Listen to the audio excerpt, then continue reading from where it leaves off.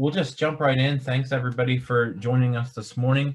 I'm really excited to be here with three fantastic panelists to talk a little bit about smart mobility and how regions are dealing with that through COVID by taking a smart regions approach. My name is Eric Rensel. I'm Vice President with Gannett Fleming. I'm here representing the Institute of Transportation Engineers today, and really excited to jump in. So we're not going to waste any time. We don't have any slides to share today. Instead, what we want to do is cover a few key questions and then hopefully open it up for a robust dialogue. So I'm going to just jump right in and introduce Danielle Hughes first, who is the Capital Program Manager at the Tahoe Transportation District. Danielle, why don't you get us started by telling us a little bit about your region and the changes that have happened throughout COVID? Sure. So, yeah, my name is Danielle Hughes, and I'm with the Tahoe Transportation District. We're actually a bi-state special district that covers the end of 5 counties and a city between the states of California and Nevada. And, so we are actually a very tourism-based economy. COVID was interesting. It hit at the end of our ski season, and basically, the last big weekend of big heavy powder, everything started to shut down. The ski resort, it really started around the ski resorts, and, trying to address all of the people coming here to Lake Tahoe. It's because we're across 2 states, and 5 counties, the policies kind of came about in a little bit of a challenging way, trying to keep track of 5 counties and a city's decisions on operating. What would be, what are your processes for operating was definitely a challenge. Initially, some of the visitation shut down with the shutdown of the casinos. That definitely had an initial influence, but there was only a short period where our vacation rentals shut down. So we still had some significant tourism that happened here at Lake Tahoe, but our businesses were really limited in operations. From a transportation perspective, it was interesting. We made some major adjustments, some safety adjustments, limiting the number of people wearing masks, putting in, sanitizers, recently putting in UV equipment for sanitizing our bus and our maintenance facility. But, we're already a very constrained operation. So we continued that operation. So we're learning to adapt. We did stop some of our recreation systems. We have a very heavily utilized transit operation for one of our recreation facilities. We stopped that, which definitely increased a drive-up market. And people wanting to recreate because people are getting antsy to get outside, because of COVID. So that's really in general what our challenges have been, addressing that visitor and, allowing people to still recreate and visit Lake Tahoe. We are a drive-up market, so we do get a lot of people still, but we want to do it safely. Great, thanks Danielle. That sounds like you guys have really done a lot in this area. I'm also pleased, as I mentioned on the beginning, to be joined by a well-known face around these parts, and Wilf Pinnefold, who is the CEO of Urban Systems Incorporated. Wilf, tell us a little bit about your region and some of the impacts of COVID. Yeah, thanks, Eric. Well, I think there was a very quick transition at the beginning, but in about the middle of March, we recognized, I think there was the transition actually happened here almost before there were any official movements. I think the transition point was noticeable when we started to see what was going on in Italy. There had been signals here. Of course, the first cases were noticed in Seattle, and that it indicated to the region that there were real issues. Some of the larger companies like Microsoft, Jay Inslee, I think, had conversations with Microsoft up in Seattle, with Amazon and Intel, and they, because of the nature of their businesses, were able to move quite quickly to encourage people to work from home. And I think that helped the region quite substantially, because that started to take a lot of the traffic off the road, and things were able to move more easily. So I think we were quite lucky in that respect. We also have from a fairly early stage a good response to mask wearing and social distancing. Things shut down quite quickly, and have now started, with social distancing and other things, to start to open up a little. Obviously, still no recreational activities. Parks are still closed. Stores are still operating under restricted capacity. Stores that are busy tend to have lines outside with 6-foot spacing. Restaurants have largely moved outside. We had a very nice, mild summer, so they were able to, put boards out onto the street parking and move out. So restaurants, as they came back on board, were able to operate outside largely. I've been noticing as we move into the winter months that some of those areas are being covered. There's actually parking areas that have been sort of taken over. So you see more of the public space that's been given over to cars being taken back by some of these businesses, which actually is very interesting and gives a very nice feeling in some of the urban areas of people being out on the street, and sort of that buzz you get there, which is somewhat of an upside. As far as transportation is concerned, TriMet responded, I think, around about early April, maybe the 5th of April, with some reduced service. They moved to touchless payment. We already had HopCard here, which is our payment system, so we moved to a touchless payment system. Started putting up plastic barriers on the buses, providing things like masks and sanitizers. There were some early infections of drivers, so there was a significant effort to try to protect the drivers, including stopping using the forward doors and using the middle doors on the buses, so as people are not always walking past the drivers. Obviously restricted seats, so there's restricted capacity. There was a very significant drop in use, as one would expect, as people started to stay home and social distance.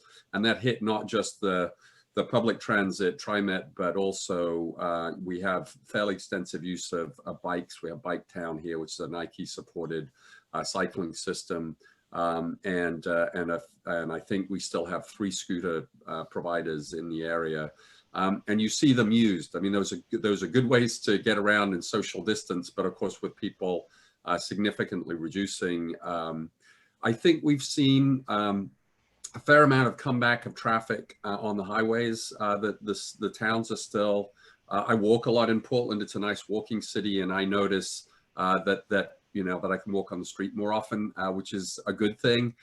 People are very careful about giving social distance. So when you're walking along the street, one person typically goes out into the street and stays separate, and that's nice that we've got more of the street to operate on. And I think, as I say, one of the benefits of what is otherwise an appalling situation is that we are taking back for sort of public use some of the space that we usually give over to vehicles.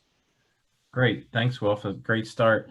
And the last but not least, the final member of our panel is Jerry Bogus, who is the planning director at the New York Metropolitan Transportation Council. Hi, Jerry. Tell us a little bit about what about your region and what you saw happening during COVID. Sure. Thanks, Eric.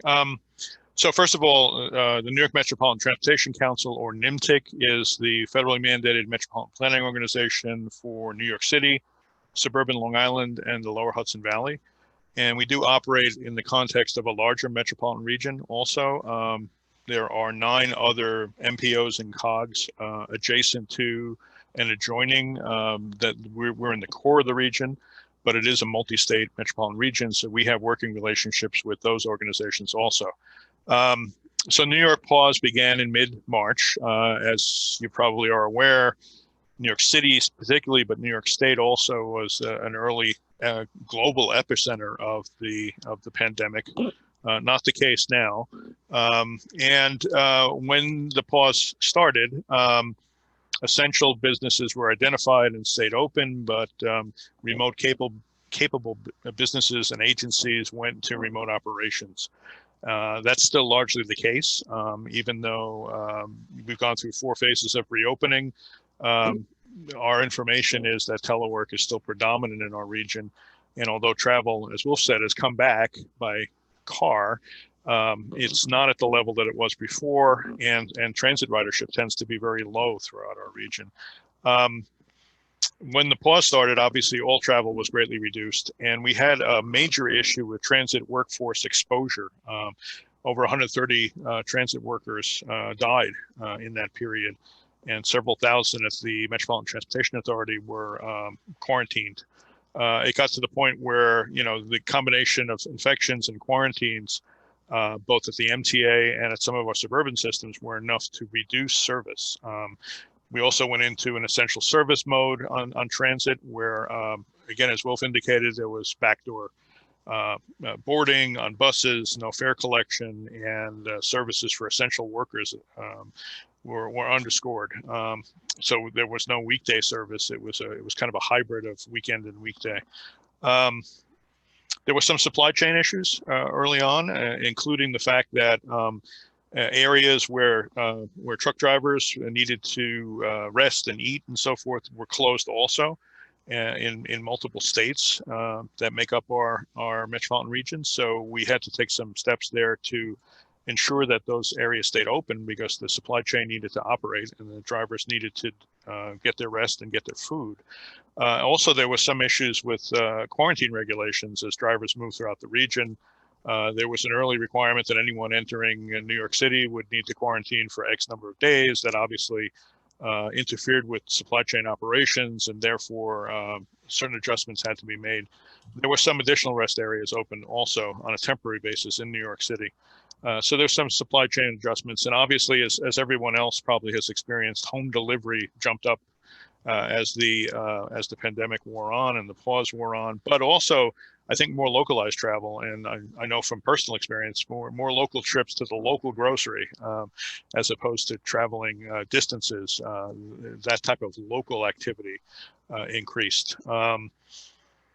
The essential workforce focus also raised a number of equity issues because essential workers tended to be lower income people, not always, but in many cases. Their travel options were limited, so they were still on public transit largely. And there was a number of equity issues raised by that, and infection rates were high in their areas of both the city and the region. Still a characteristic of the pandemic even now, but that is something I think we all have to look at very closely because I'm sure it happened in other regions too. So again, transit ridership continues to be low, and that is causing intense financial issues for our major operator, the MTA, and also for our suburban systems, which are smaller. Not only that, but the toll revenues are down also. So transportation financing in general has been greatly affected by this situation. And we have detected a lot of uncertainty amongst our major employers here about when or if they should bring back workforces in major ways. And we have some planning by the end of the year, some planning by the middle of next year, and some not sure at all. So when the predominance of telework is going to start petering out is really an open question. Well, thanks, Jerry. And I think what the three of you have done is really hopefully created for our listeners today identification points of saying, you guys represent three vastly different areas. And I think that what you're bringing up, probably most people listening in can find something in common with what you've said.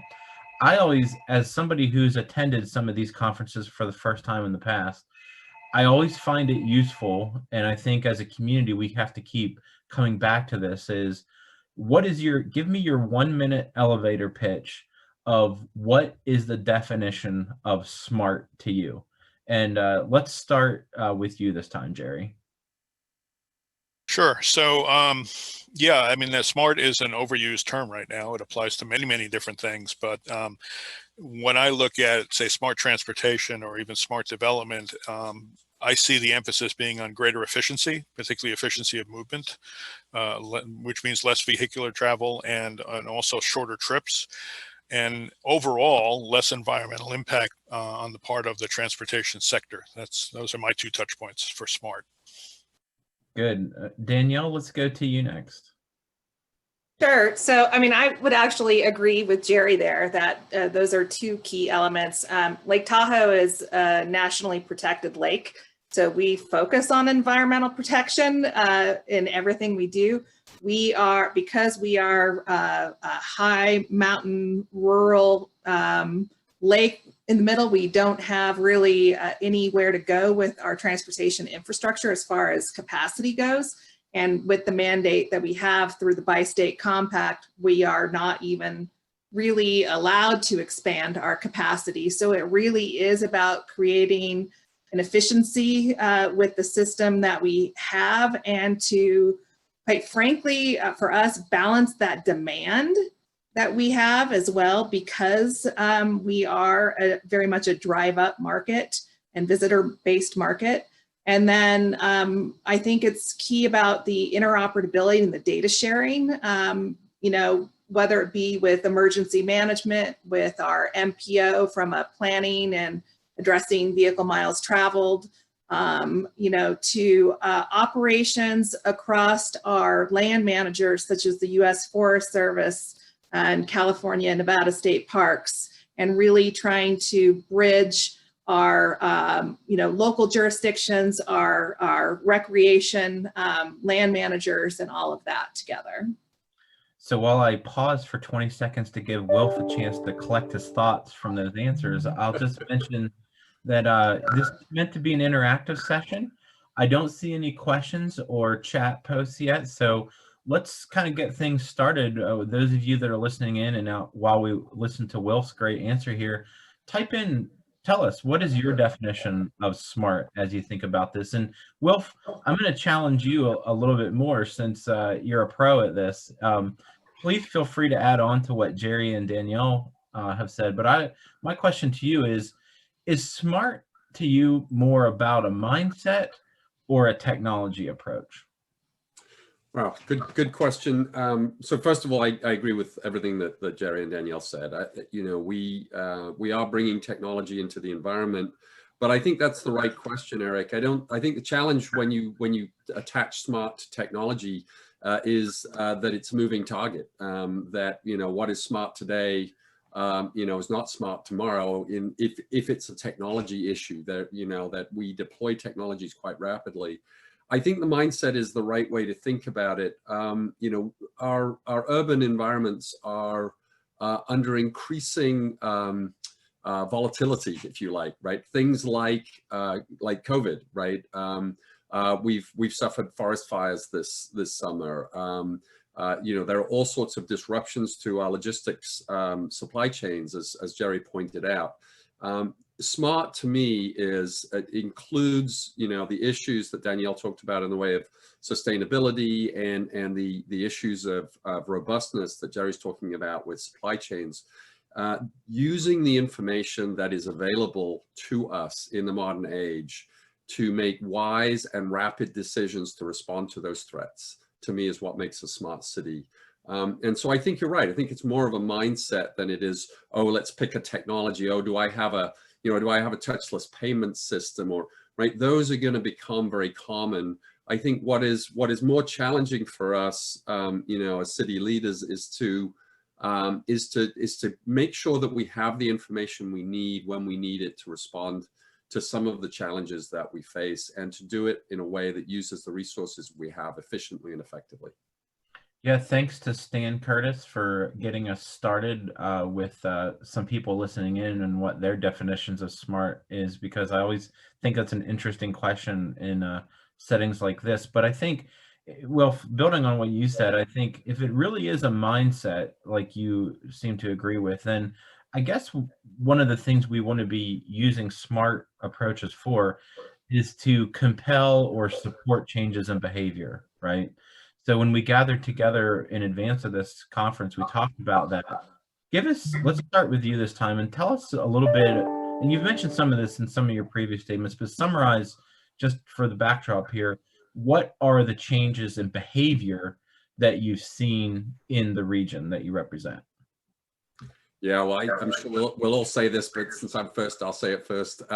You know, the most noticeable one is what we're doing now, right? Most people have moved to work from home if it's possible. And I think that's important. I know you know, most of us on this call are privileged enough to be able to do that. And that, you know, that I think does help generally take a lot of the load off, you know, face to face, and hopefully helps, you know, our communities. But I do feel somewhat privileged that I can do that. That's available. There has been a real rallying of a lot of activity. One thing I didn't mention, you know, we work quite actively with the Museum of Science and Industry. I use this as an example. New Museum of Science and Industry does a lot of education, particularly in the summer for children.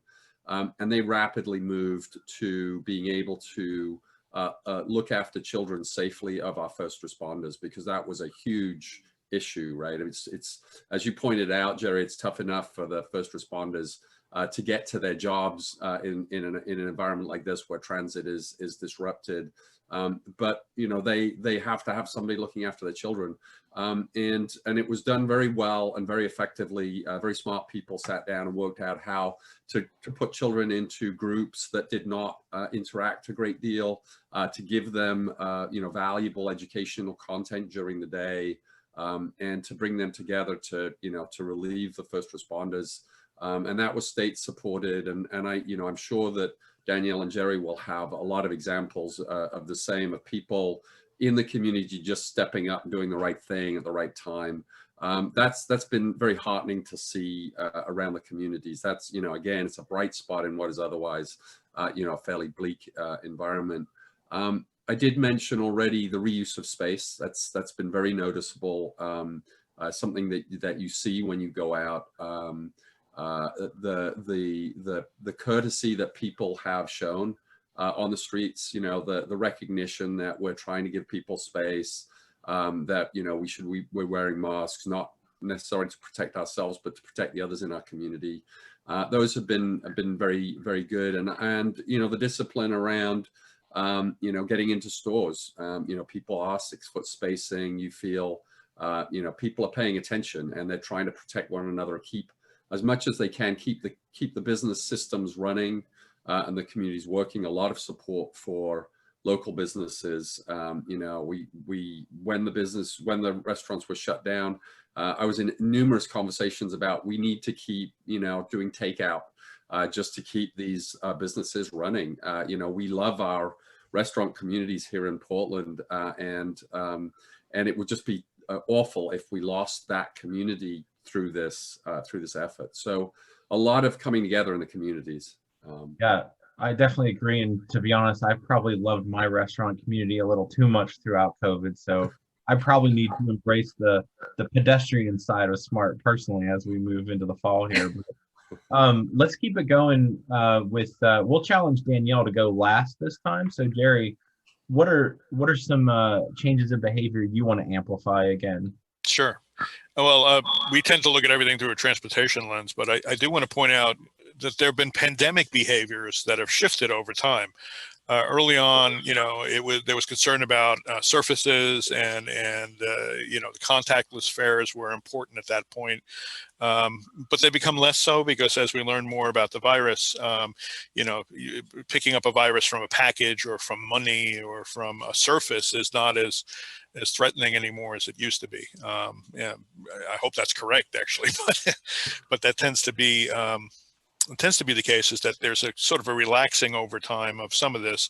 There's still that issue of, you know, mask wearing, which I think personally, I think is the most important, and some people refusing to wear masks. But there's an awful lot of self-policing going on. I've noticed it on the express bus that I take to work. You know, people will demand their space, and sometimes leading to some awkward confrontations. But so there's a lot of cooperation. I agree with Wilf, but there's also a lot of, hey, don't come too close to me, you know. So there is an awareness out there. In terms of transportation, obviously the biggest one was we're all being jammed into this enormous telework experiment by circumstances, and it's surprisingly working.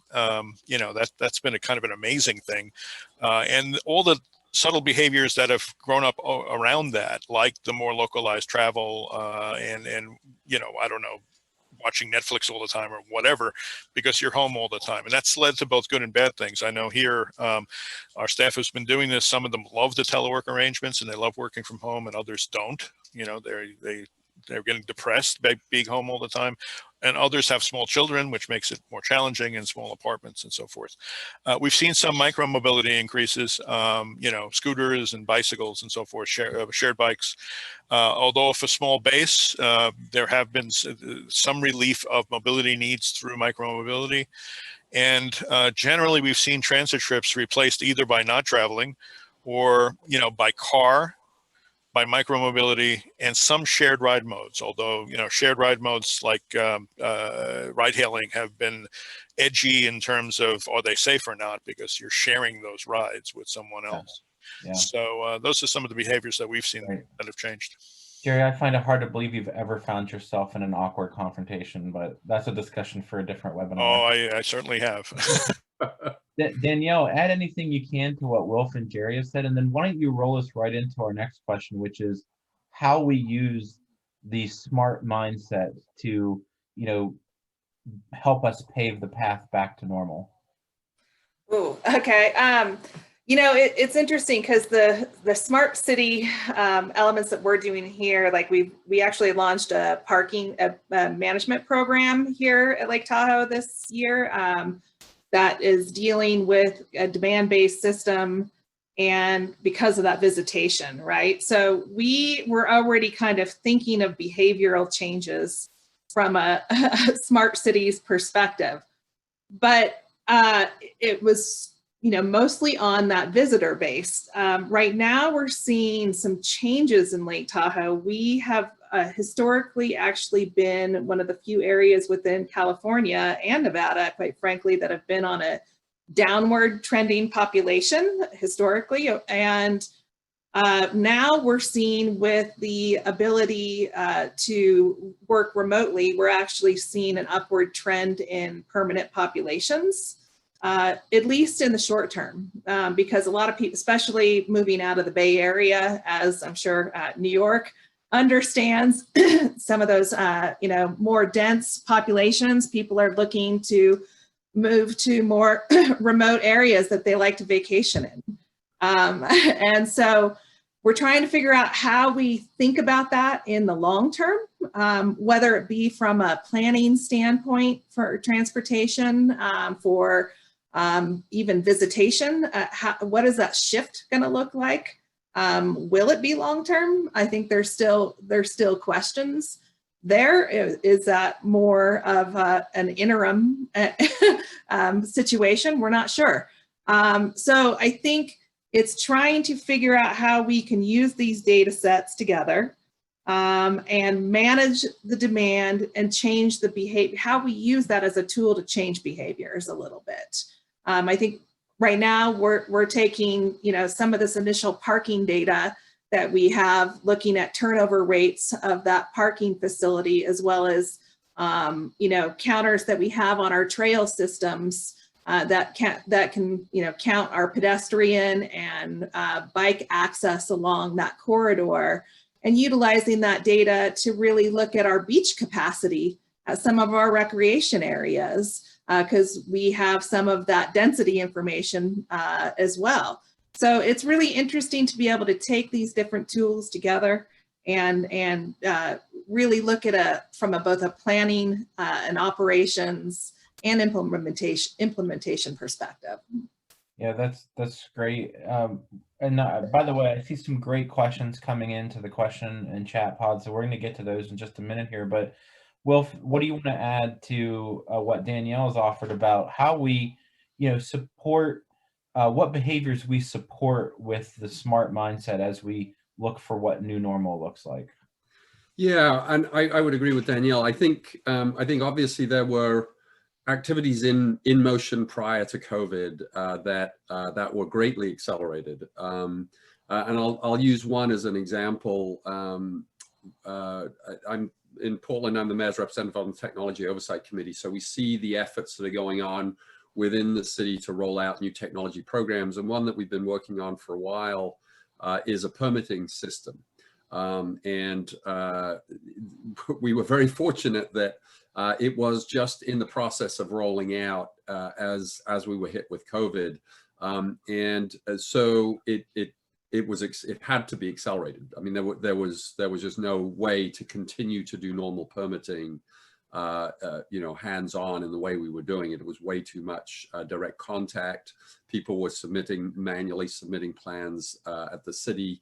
And so what would have been probably a year to a 2-year rollout was accelerated and augmented with mechanisms to submit plans and to schedule, schedule inspections. That I think helped in a number of ways, in strange ways, get people to recognize the opportunity that was there. In bringing those out. I mean, what would have been, as I say, a sort of piecemeal rollout was accelerated. And in many cases, the people involved on both ends of that are very pleased with the outcome. Inspectors, don't have to go into the office in the morning and spend, an hour getting their schedule lists. They're all online and they can go straight to where they need to inspect. They have tablets, they can fill in their information and their forms. And when they're ending their day, they can just go straight home. They don't have to, go back to the office and do a whole lot of paperwork and catch up. So those kinds of practices, I think, have been beneficial. It's hard to look at really what we should discourage. I think Jerry is right. Probably the biggest negative is we're social beings and we expect to be able to interact. And I think it's very stressful. We can all do it for a month or two, but this is a very long time to feel isolated. I think it was wise to open up. Certainly we've opened up to sort of having pods we interact with of people. That's been very helpful. My daughter's been visiting, and that's really good. And we're both very careful outside. So when we get together, that's good. So I think we all have to find ways that we deal with that isolation and what it does. Clearly, video conferencing helps, but it is certainly no full substitute for being face to face. So I think that, I think we're all very hungry to get back to some level of social interaction, both at work and, in our social lives. Great. Yeah. Jerry, why don't you quickly add any other comments you have to this, and then let's get to some questions from the audience. That's one of the behaviors, is not knowing if you're muted or not. So we're a very transit reliant region. And by that, I mean that, we have our economic core with 2 CBDs on an island. It's called Manhattan, where you have to cross into that island over water. And it's hard to even envision what that would be like without robust transit service, with huge ridership, and that's just the core of the region. Obviously, in the suburban areas, that grades out a bit, and it's not quite as dependent, but it's very important to our region as a whole. So, the whole issue of telework as an option, is it going to be ongoing technologically? If it is, does that create centrifugal force that forces development out of the core, out of the city into other areas, because it almost doesn't matter anymore? And how many business models will now minimize the amount of real estate that's involved in their businesses or other organizations? Yeah. These are huge questions, and it all depends on whether telework is an ongoing option in business models also. Will this be something that significant portions of workforces will be allowed to operate remotely? I don't know the answer to that question. I don't think any of us do at this point. There are issues that are positive and negative about that. And I love Will's point about just the social interaction, which is why telework, I don't think in the past 20 years has ever really taken off. It's because people come to work for reasons other than work, and social interaction is right up there. So that's going to affect, you know, transportation patterns, transportation finance, development, and also migration. I think, Danielle, you mentioned that we see that also in vacation areas on Long Island and in the lower Hudson Valley, where people have either semi-permanently or permanently moved into those areas during the pandemic and may stay there. And that puts additional strain on those vacation communities that are now full-time permanent communities of a much larger size. So Great. just a couple of other things, if I could just quickly, restoring confidence in transit service is incredibly important if telework doesn't become a major thing going forward. And also, I think expanding in areas like micromobility and shared mobility, also important. And of course, you have things like e-commerce, and that was something that was growing prior to the pandemic and has been greatly accelerated. And what does that mean for the future in terms of all these different things? I think that's a good segue to bring up the first question. This will be for Danielle and Jerry. Anonymous attendee number 6 asks, how do you plan to regain momentum around smart transit technologies in an environment that is forcing commuters back to their cars? Let's go Danielle and then Jerry. Ooh, that is tough. I mean, we're already struggling at that as it is, and really because it's most of our base is visitation, right? So it's really right now only our workforce that tends to really utilize our transit system, and our whole regional transportation plan is really about accessing transit here and creating that multimodal system network between transit, trails, and technology. I mean, that is the basis of our transportation plan. And, you know, going back to the last question, the last conversation of people, you know, of the changes, the MTC in the Bay Area just actually decided that, you know, any business over 25 employees needs to in 60% of their workforce into full-time work, which, you know, then those people are going to now come to Lake Tahoe to telework, right? So it's an interesting concept when you talk about the financial implications of that. What does that look like from a change in access to that transit? You know, what does our business model look like moving forward is a difficult conversation. Yeah, technology and transit for us is definitely a challenge because of our connectivity issues. We do really have capacity issues with our communication network. When the visitation is high, it fails. And so trying to get, sun is coming in, it's early on over here on the West Coast. I just thought it was your beaming personality. Yeah, I'm gonna have to move here. But you know, I think it's trying to get people comfortable and know it's available is really the key for us. I mean, it's having those apps work and having them people to know where they can get it and when they can get it, you know. Yeah, Jerry? So here's the conundrum. Rebalancing probably means that we have to expend more resources, increase service, and innovate in terms of types of service. But the conundrum is that the pandemic and now the aftermath of the pandemic have cratered transit financing. And so before we can expand and potentially increase confidence in transit and also rebalance the travel markets, we need to solve that issue of the financing, and that's very difficult, and particularly if it doesn't involve some type of federal involvement in helping transit services to weather this and move forward. There have been some innovative financing possibilities floated and so forth. Whether they can fill the gap that we're looking at, which in the case of our MTA, which an enormous system, is about $3 billion still in this year, and about $12 billion going forward over the next 2 years, with the ridership projections that they're now assuming, none of which even crack 75% of normal. I don't know how you do that at this point. I don't know how you balance those two things, but I think that that certainly rebalancing is critical, and we're going to see how that's going to play out.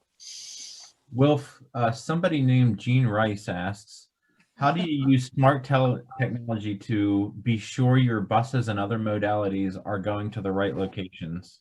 She must be new to our group, I'm guessing. You're on mute, Wilf. You're on mute, Wilf. As Jerry pointed out, one of those behaviors that we are still figuring out. No, that's a really good question. You know, I think municipalities are a little bit different on this, and I can give a good example, I think, of this. We have, you know, we're Portland. We have TriMet, which is in our view, you know, a large transit system, nothing like as large as Jerry's, but fairly large for American standards. And it's a little harder for them to redirect, right? There are, as Jerry pointed out, there are, you know, running a regular bus service with the usual buses is sort of necessary just to be able to support the emergency workers who do need to get to work, and in many cases may not have the kind of technology and be set up to, you know, to use Uber or whatever. It would be nice to see sort of more of a public-private interaction that would allow, you know, large transit agencies to utilize smaller transit when there are routes that it's hard to run diesel buses on, which is many of the buses, and just subsidize people to do it. It would probably work out more cheaply. But I think the one that I would want to raise as an example, on the outskirts of our metropolitan area, is a group called SMART. They run a much smaller, they run out in Wilsonville, which is an area that has both residential and working space, and they run a local service. And you know, they run a higher density of cutaways, cutaway type vehicles rather than diesel buses. And they quickly reallocated those. I mean, you know, the need to move people around dropped off the cliff, and the need to move goods around was huge. And so, and the linkage between SMART and their tax base is much more direct, right? You know, in a small community like that, you know who the big companies are, and you know that to a large extent they're, you know, through taxes on business, they are paying for most of that.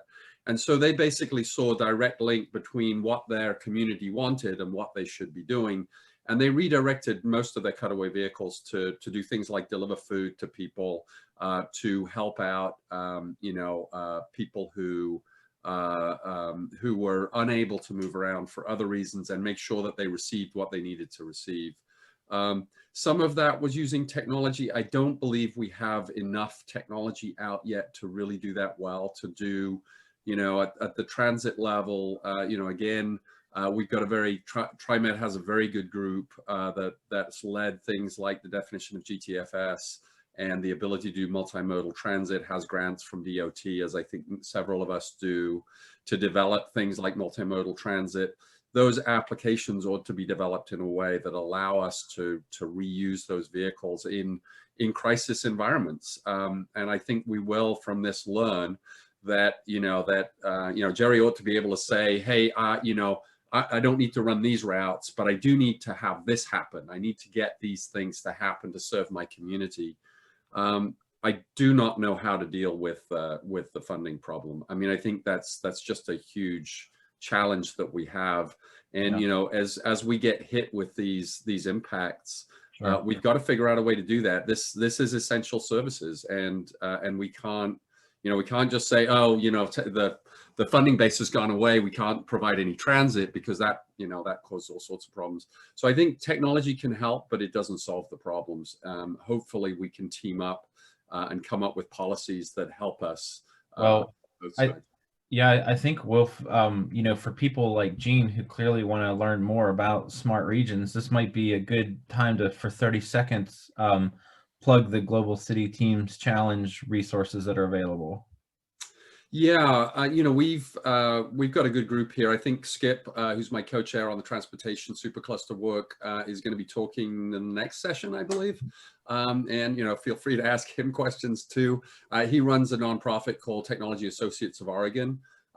We team up with a couple of other entities, particularly Adrian Piermine at DKS, to run a get-together in Portland, really that has served to help us service the national need of the GCTC here. We have a very good community that comes together and engages. We are not just with the GCTC, we're also through working with Jonathan Fink, who I believe is going to also speak maybe tomorrow, and heads up what we call our Digital Cities Testbed Center, which includes the site that I mentioned earlier, the Oregon Museum of Science and Industry, Portland State University, and University of British Columbia up in Vancouver, BC, where we have sites that we are testing smart city technologies. And he is a member of and plays a role in Metro Lab, which is another huge resource that we got linked to through SOCWU and the efforts that US Ignite and Glenn and SOCWU have driven. So real quick, let's do a lightning round here. We're coming down to our last 10 minutes, so let's try to fit in questions. So this is a quick one. Really quick for all three of you, I'm going to trust you to do this in about 1 minute each. What stakeholders do you bring to a regional smart transportation initiative discussion? Give me your top 5. And sorry, we'll go with Wilf. I'll give you a chance to take a breath. Danielle, why don't you go first? Thanks. Put me on the spot here. Absolutely. That's what I do. So I guess to me, it depends on the stage you're in.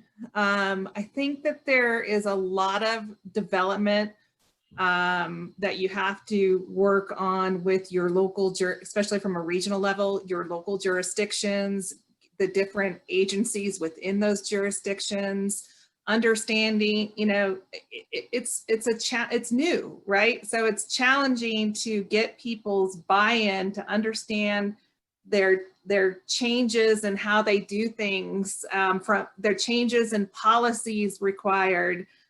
So there's a lot of, especially when you're going from trying to go from that regional scale, I think there's a lot of work that has to be in the back end to get buy-in first.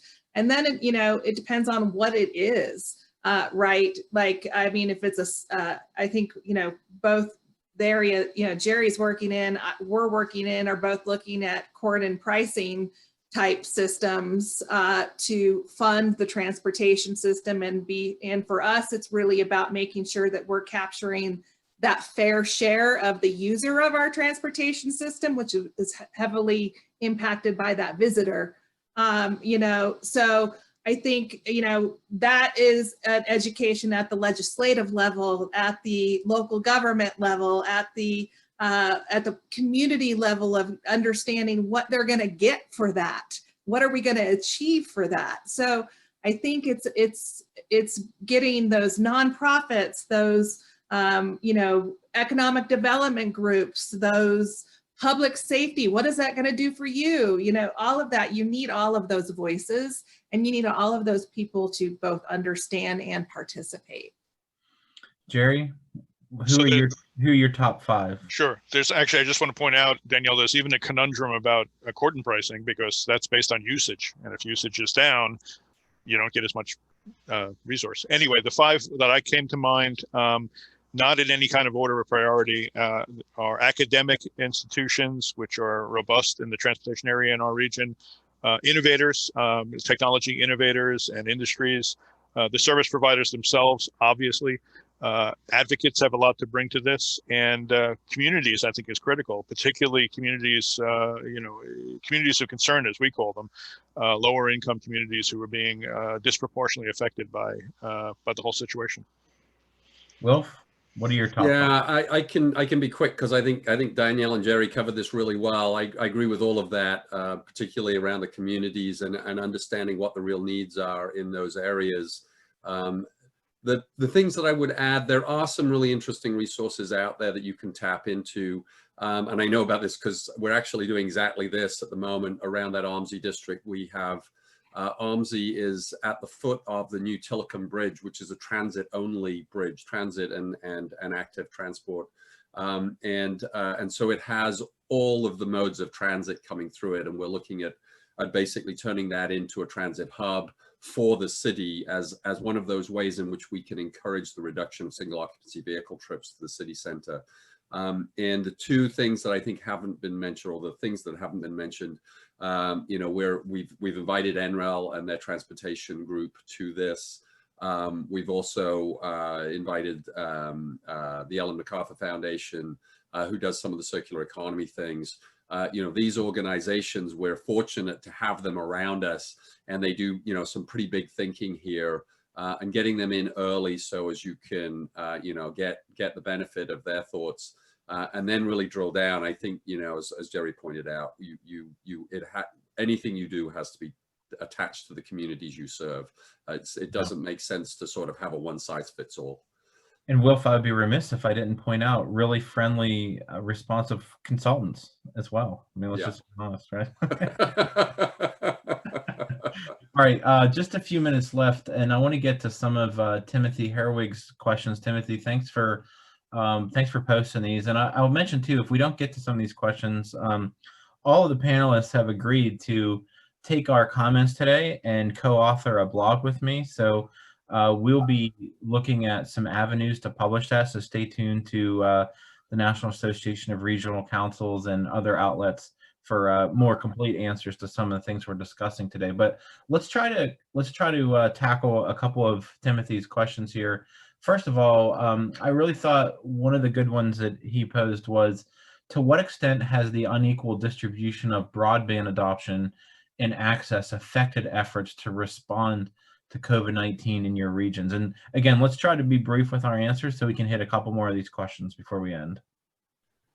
And we'll go with you first on this one, Wilf. Maybe we'll just have you respond to this one, Wilf, and then if you guys want to add a couple of simple comments, and we'll move on to the next question. Yeah, I'll take the rural view on this.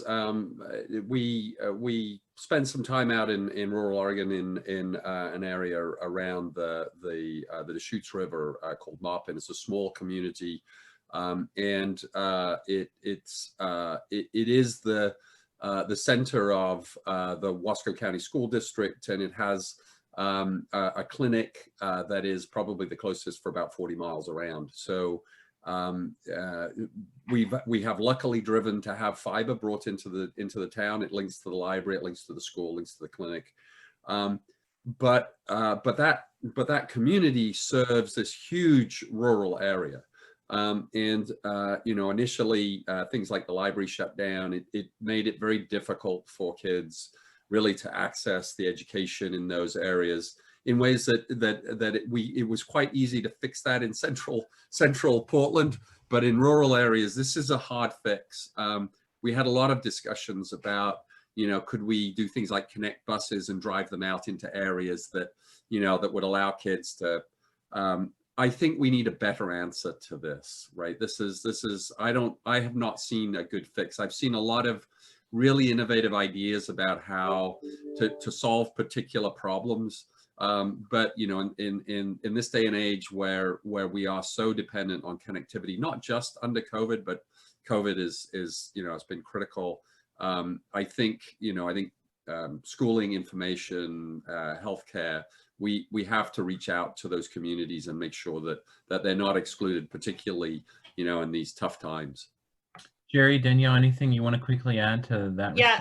Yeah, I would say that is our biggest challenge is, quite frankly, is the connectivity. We are not connected to the larger digital infrastructure of California and Nevada in Lake Tahoe. So one of the key, I get questions all the time on, some of this stuff I'd like to do from a smart city standpoint, do we put in the fiber optic first, or can we go concurrently forward with some of these solutions? I'm already implementing things that require that connectivity, so I have no choice but to go forward in a dual path. So mapping out, near-term linear projects that I know are coming forward within, whether it be utilities or transportation projects that I could put in fiber conduit. And bring that up, working with the Homeland Security on looking at our radio communications or we have a lot of it, none of it works together. Trying to address that, the cellular network within some of these the smart infrastructure that's available to boost that. I think it's our biggest problem is we don't have it. So a lot of these solutions don't work very well. Yeah. Jerry, anything you want to add? I would just throw in one more thing, and that's to consider the income aspect of this. It's in our planning area. It's not so much that there are rural areas that aren't connected. That's further afield from us, but certainly the digital divide comes into play, and communities of different income levels and inequitable access to these resources. Even if they're there, even if the Wi-Fi is there or the services are there, they can't be afforded. That's a key issue that we have to keep in mind.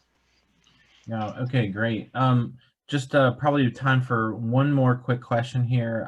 And Timothy and Carrie Edmondson, I see we're probably not going to get to Timothy, your second question, and Carrie, but Danielle, there's a question from Carrie for you. Maybe we'll connect offline on that and we'll publish it in our blog.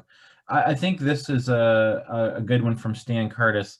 Is there a way to share or incubate mobility services, more agile trip choices, for example, and then electrifying everything for climate action? We've only got 3 minutes left, so if you guys could each do 30 to 45 seconds, then we'll wrap it up and turn it back over to Macy. I'll just jump in here and say, yes, there's a way to do it, but it's a public policy issue, particularly in area. And I think in our region, to some extent, it's been done. There's a public-private partnership over bike sharing, say. Yeah. But, TNCs and ride hailing is a different area. If anything, there's more of an adversarial relationship between government and those services. Right. Questions about should they ever be subsidized in the future and really augment public transit or feed public transit. Those are big issues, and they're public policy issues that have to be resolved. Wilf? Jerry, I think it's a public policy issue. I think that we choose what we subsidize, right? And I think right now we rather strangely subsidize a lot of driving. It's not visible, but a lot of downtown parking is cheap or free. It's certainly a lot less expensive than its real cost to society. And I think that we can solve these problems, but technologically it's quite doable, but policy is hard, and people don't like change. Nobody's going to be.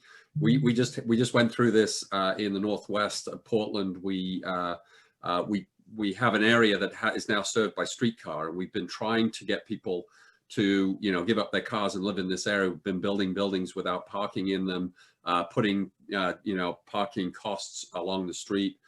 It was an uproar when we started, and people hated it. Now it's way better, right? People use transit. All the cars that were parked on the street for free and were doing nothing have gone away. People park on the street when they need to, so there's a lot more availability. So the transition is hard. I think that the target is worth getting to if you can, but it's politically undesirable. Thanks, Wilf. Well, unfortunately, we're out of time for today. I want to thank all three of the panelists for, I think, what's been a great dialogue. I want to thank the audience for some great questions. And I want to thank the host of individuals that made today's conference possible. So with that, I'm going to turn it back over. It looks like I'm turning it back to this lady named Jean Rice.